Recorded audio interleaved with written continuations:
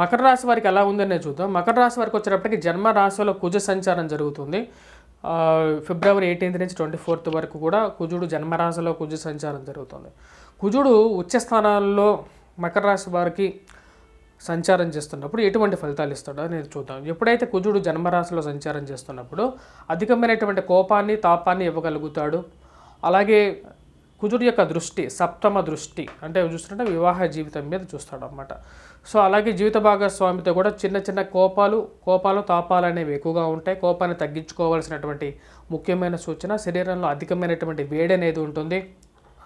మరియు అధికమైనటువంటి శ్రమ అనేది కూడా ఉంటుంది అన్నమాట ఈ వారం ఈ యొక్క రాశి వారికి. మరియు అదేవిధంగా సప్తమ దృష్టి ఉంటుంది, అష్టమ దృష్టి ఉంటుంది. అష్టమ దృష్టి, చతుర్థ దృష్టి అనేది కుజుడికి అంత యోగ్యాన్ని ఇవ్వదు, త్రిపాద దృష్టి అంటారు అన్నమాట.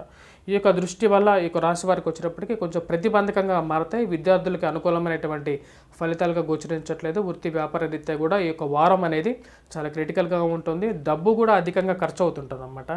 డబ్బు సమయానికి వచ్చి చేరదు.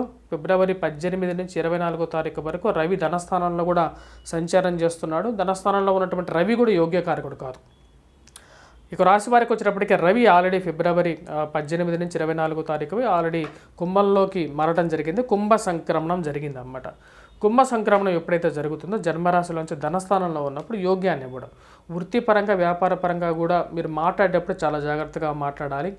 ఏమీ కాదు అని చెప్పి మీరు మాట్లాడే మాట ఒక్కొక్కటి మీకు వెనక్కి తిరిగి వస్తుంటుంది అనే విషయాన్ని మనం గుర్తుపెట్టుకోవాలన్నమాట. ఎందుకంటే ఇక రాశి వారికి శని రవి ఆది శత్రువులైనటువంటి శని రవి ఎప్పుడైతే మకర రాశి వారికి ధనస్థానంలో ఉన్నప్పుడు దీని ప్రాబ్లమాటిక్గా హై ఎక్స్పెండిచర్ని క్రియేట్ చేసే విధంగా ఉంటుంది.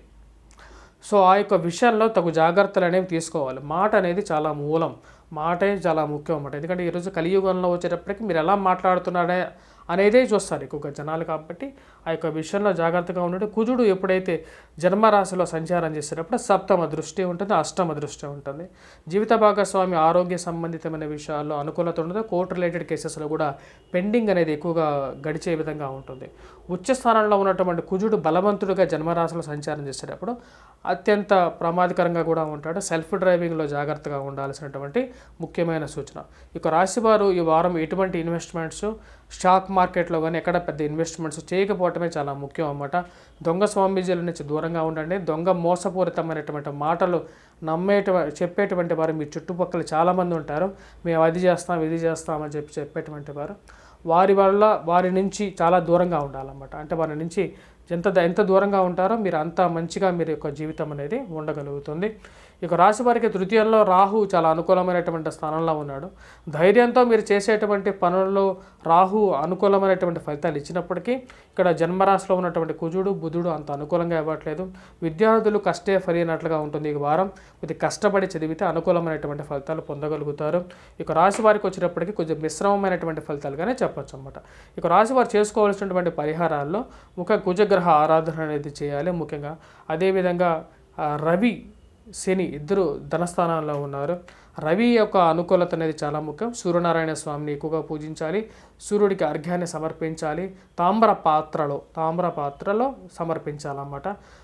అష్టదళ పద్మాన్ని లిఖించి మనం డ్రా చేసుకున్న తర్వాత ఒక్కొక్క పద్మానికి ఉన్నటువంటి సూర్యబింబాన్ని చూసుకొని మనకు అర్కపత్రాన్ని అలా సమర్పిస్తున్నట్లయితే ఇంకా ఎక్కువగా అనుకూలమైనటువంటి ఫలితాలు పొందగలుగుతారు అని చెప్పి శాస్త్రంలో చెప్పబడింది అన్నమాట.